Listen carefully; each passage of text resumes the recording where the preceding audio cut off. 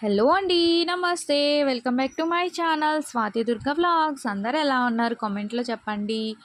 ఇది Friday vlog. Morning నేనైతే లేవగానే కొంచెం వామ్ వాటర్ తాగుతాను.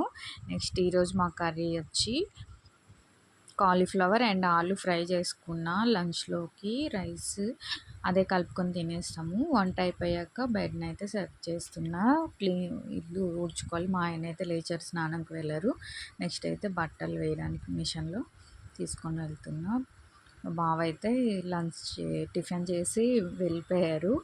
ఇప్పుడైతే నా పని నేను చేసుకుంటున్నా. కాసేపు రెస్ట్ తీసుకొని తర్వాత బట్టలు గిన్నెలు అయితే చేసుకుంటాం. ఈ పనంతా అయ్యే వరకు అయితే 1 అయిపోయిందండి. ఇంట్లో ఏం పని అంటారు కదా, కానీ చేసే వాళ్ళకే తెలుస్తుంది కదా ఏం పని ఉంటుందో.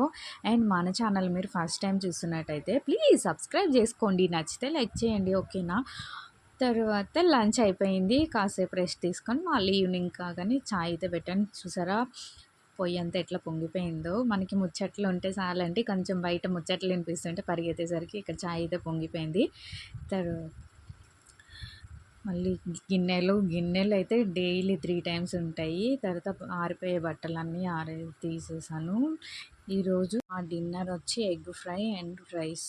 టిఫిన్ చేయలేదు. తర్వాత స్టవ్ క్లీన్ చేసుకొని గిన్నెలు కూడా క్లీన్ చేశాను. ఇది రేపటి కోసం కట్ చేసి పెట్టుకుంటే మార్నింగ్ తొందరగా వంట అయిపోతుందని కట్ చేసి పెట్టుకుంటున్నాం. బీరకాయ అలాగా చెక్ చేసుకుంటే చేదు ఉంటే తెలుస్తుంది అంటారు మా మమ్మీ, అందుకే అలా నేను చూస్తాను. తర్వాత మా బాబుతో అయితే వీడియో కాల్లో మాట్లాడుతున్నా.